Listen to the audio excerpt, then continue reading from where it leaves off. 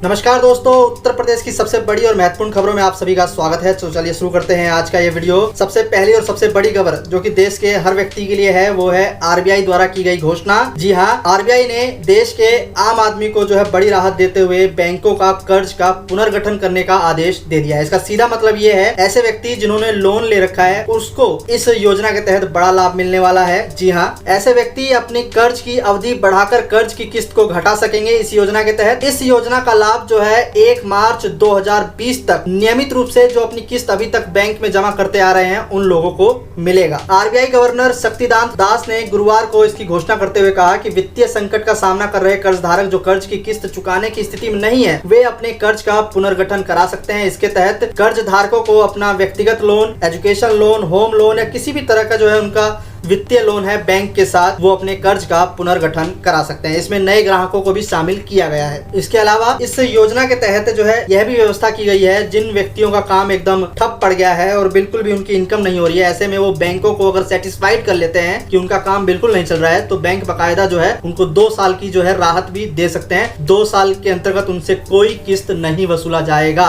इस घोषणा के तहत ये बैंक के ऊपर छोड़ दिया गया है कि ये जो है वो ये चेक करे कि उसके जो कस्टमर है उसकी सही में इनकम हो भी रही है या नहीं। तो ये बहुत ही गुड न्यूज है उन लोगों के लिए जिन्होंने लोन सैंक्शन करा रखा है बैंक से। इस योजना का लाभ जो है एमएसएमई सेक्टर के भी उद्योग धंधे जो है उठा सकते हैं क्योंकि उनके लिए भी जो है इसके अंतर्गत जो है व्यवस्था की गई है। बस रूल ये है कि नियमित रूप से जो किस्त जमा करते आ रहे हैं ग्राहक बैंक के अंतर्गत उनको जो है इसमें शामिल किया जाएगा। इसी के साथ आरबीआई से जुड़ी एक और अपडेट है। कोरोना संकट को देखते हुए आरबीआई ने सोने को गिरवी रखकर कर्ज लेने वालों को बड़ा तोहफा दिया है। जी हाँ, ऐसे व्यक्ति जो लोन लेना चाहते हैं आभूषणों के बदले में अब उनको गोल्ड के बदले, सोने के बदले 90% तक जो है पूरा का पूरा कैश कर्ज दिया जा सकता है। ये रूल रेगुलेशन जो है जारी कर दिया गया है आरबीआई के द्वारा और 31 मार्च 2021 तक जो है ये नियम रहेगा। 90% जो है बाकायदा पूरा का पूरा जो है लोन सैंक्शन हो रहा है गोल्ड आभूषणों पर। इसके अलावा ट्रांजैक्शन को लेकर के जो है बड़े कठोर नियम जो है आरबीआई ने बनाया है। जी हाँ, 50,000 रुपए से ऊपर का ट्रांजैक्शन करने के लिए चेक के माध्यम से, यानी कि जो चेक हम लिख देते हैं किसी व्यक्ति के नाम 50,000 रुपए का, उसको सैंक्शन कराने के वक्त जब वो व्यक्ति बैंक में जाएगा तो उसके लिए नई गाइडलाइंस जो है बैंक ने जारी कर दिया गया है। अब पॉजिटिव पे सिस्टम हर बैंक पर लागू होगा। इसके तहत लाभार्थियों को चेक सौंपने से पहले खाताधारक द्वारा जारी चेक का विवरण जैसे चेक नंबर, चेक डेट, प्राप्तकर्ता का नाम, खाता नंबर, सभी जानकारी साझा करनी पड़ेगी। बाकायदा जो है फोन नंबर करके भी जो है बैंक के द्वारा जो है सेटिस्फाइड किया जा सकता है कि वास्तव में जो चेक इशू हो रहा है वो सही व्यक्ति ने दिया है और सही व्यक्ति को हो रहा है। इससे ये धोखाधड़ी को रोकने के लिए किया जा रहा है। तो एक बेहतरीन अपडेट है ये भी आरबीआई की। बढ़ते हैं अगली बड़ी अपडेट पे। कोरोना महामारी के बीच वैश्विक अर्थव्यवस्था में इस समय गोल्ड और सिल्वर ज्वेलरी में जो है भारी निवेश किया जा रहा है। अगर हम 7 अगस्त को सोने का 10 ग्राम का भाव देखें तो 56,600 रुपए था, तो वहीं प्रति किलो चांदी का भाव 76,000 रुपए था। बढ़ते हैं अगली बड़ी खबर की ओर। कोरोना का अपडेट देख लेते हैं उत्तर प्रदेश के संदर्भ में। उत्तर प्रदेश में कोरोना के मामले तेजी से बढ़ते जा रहे हैं। जी हाँ, डेली बेसिस पे यहाँ 4,000 से अधिक मामले आ रहे हैं। अगर मैं 7 अगस्त की बात करूं तो टोटल मामले उत्तर प्रदेश में 1,08,974 हो गए, जिसमें से नए मामले जो आए डेली बेसिस पे वो 4,658। कुल लोग जो ठीक हो चुके हैं 63,402 और 1,918 लोगों की मृत्यु हो गई है। उत्तर प्रदेश में हर 20वें दिन जो है मामले दुगने गति से बढ़ रहे हैं। और अगर पूरे राष्ट्र के संदर्भ में बात करूं तो महाराष्ट्र में डेली बेसिस में 11,514 मामले आ रहे हैं। ठीक है, योगी आदित्यनाथ द्वारा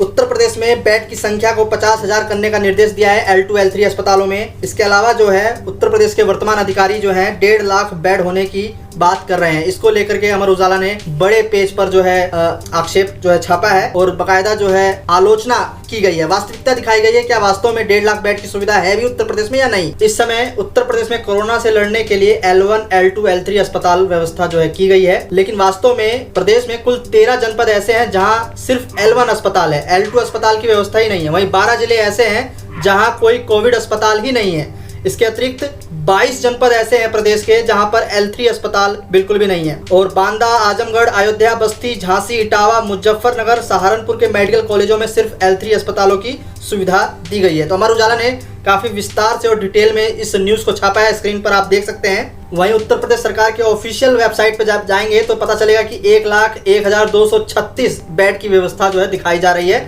जिसमें बताया गया है कि उत्तर प्रदेश में L1 अस्पताल के अंतर्गत कुल 403 अस्पताल आते हैं जिसमें 72,000 बेड हैं। L2 में 75 अस्पताल हैं जिसमें 16,000 बेड हैं और L3 में 25 अस्पतालों में 12,000 बेड की व्यवस्था है। तो अब दोनों में से काफी विरोधाभास नजर आ रहा है, तो आप स्क्रीन पर देख सकते हैं। चलिए बढ़ते हैं अगली बड़ी खबर की ओर। स्वास्थ्य सेवाओं को लेकर अखिलेश यादव द्वारा योगी आदित्यनाथ पर बड़ा प्रहार किया गया है। प्रदेश में स्वास्थ्य सेवाएं स्वयं बुरी तरीके से बीमार हो चुकी हैं। प्रदेश की वास्तविक स्थिति ये है कि दर्जन भर से अधिक विधायक और मंत्री कोविड-19 की चपेट में। योगी सिर्फ जो है दिशा निर्देश जारी कर रहे हैं, ग्राउंड लेवल की स्थिति क्या है योगी आदित्यनाथ को नहीं पता है, ऐसा आक्षेप जो है किया है अखिलेश यादव ने। बढ़ते हैं अगली बड़ी खबर की ओर। उत्तर प्रदेश सरकार की ओर से उत्तर प्रदेश कारखाना औद्योगिक विवाद समाधान एक्ट में संशोधन करने का जो है प्रस्ताव लाया गया है। जी हाँ, सरल भाषा में अगर मैं समझाऊं तो पूरे उत्तर प्रदेश में अब कोई भी व्यक्ति या निवेशक कारखाना या उद्योग लगाना चाहता है तो उसको 1000 दिन के लिए शासन की तरफ से सभी तरह की जो है छूट दी गई है। जी हाँ,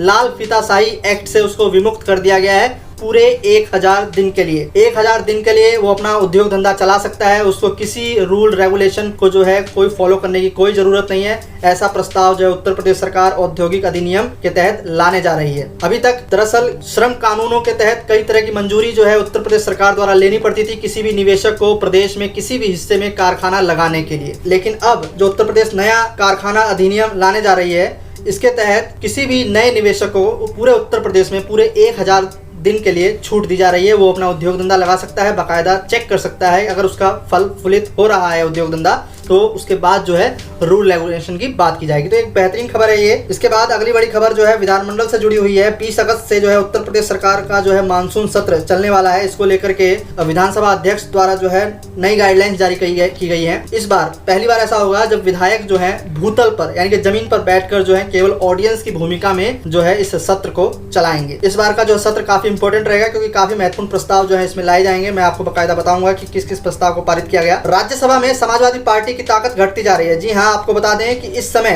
राज्यसभा में कुल 31 सीट है उत्तर प्रदेश की, जिसमें से 2 सीटें हाल ही में खाली हुई हैं। बेनी प्रसाद वर्मा जी और हाल ही में अमर सिंह जी का जो है निधन हुआ है, जिससे कि 2 सीटें खाली हो गई हैं। और कुल 29 सीटों में से बीजेपी के पास कुल 15 सीट है, समाजवादी पार्टी के पास कुल 8 सीट है और बहुजन समाजवादी पार्टी के पास 4 सीट है और कांग्रेस के पास कुल 2 सीट बची हैं। अगली बड़ी अपडेट जो है चौंकाने वाली है। जी हाँ, अंबेडकर विश्वविद्यालय के फर्जी शिक्षकों के बर्खास्तगी को इलाहाबाद हाईकोर्ट ने रोक लगा दी है। जी हाँ, इस समय उत्तर प्रदेश के सभी जनपदों से फर्जी शिक्षक जो है निकलकर सामने आ रहे हैं और उत्तर प्रदेश सरकार द्वारा कठोर कदम उठाते हुए इनको सस्पेंशन का जो है बर्खास्त करने का जो है आदेश जारी किया गया है। लेकिन हाल ही में जो है अंबेडकर विश्वविद्यालय के संदर्भ में हाईकोर्ट का फैसला आया है और इनकी बर्खास्तगी पर रोक लगा दी है और यथास्थिति बनाए रखने को कहा गया है। जानते हैं पूरा मामला क्या है। सन 2004-05 में अंबेडकर विश्वविद्यालय में बेसिक शिक्षा विभाग के तहत बहुत सारी नौकरियां निकली थी, जिसमें कि सहायक अध्यापकों की नियुक्ति हुई थी। लेकिन हाल ही में जनहित याचिका जो है हाईकोर्ट में डाली गई थी कि काफी सारे जो शिक्षक हैं उनकी जो मार्कशीट है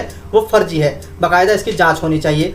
तो हाईकोर्ट ने जो है संज्ञान में लेते हुए एक SIT जो है कमेटी गठित करते हुए जांच की थी और SIT ने अपनी रिपोर्ट में पाया कि अंबेडकर विश्वविद्यालय में इस समय 3500 लोग ऐसे हैं जिनकी डिग्रियां फर्जी हैं, जबकि 1000 से अधिक मार्कशीट में छेड़छाड़ टेम्परिंग की गई है। SIT की रिपोर्ट के बाद विश्वविद्यालय ने अपनी आंतरिक जांच में माना कि 2823 डिग्रियां फर्जी हैं, जबकि 814 मार्कशीट से छेड़छाड़ की गई है। इस संदर्भ में जिला बेसिक शिक्षा अधिकारियों ने इन डिग्रियों पर नौकरी कर रहे सहायक अध्यापकों को नोटिस जारी कर दिया। इसे हाईकोर्ट में चुनौती दी गई थी और हाईकोर्ट का निर्णय आने से पूर्व इन सभी अध्यापकों को बर्खास्तगी शुरू कर दिया गया था शासन द्वारा। इस बीच हाईकोर्ट की एकल न्यायपीठ ने अपने विस्तृत आदेश में SIT की रिपोर्ट को सही माना था, लेकिन अब जब नए फैसले के अंतर्गत जो है इस एकल पीठ की जो निर्णय को खारिज कर दिया गया और इनकी जो बर्खास्तगी है उसको रोक लगा दिया गया। अब बाकायदा जो है उत्तर प्रदेश सरकार को 15 दिन की मोहलत दी गई है और 15 दिन के बाद जो है इस मामले में फैसला सुनाया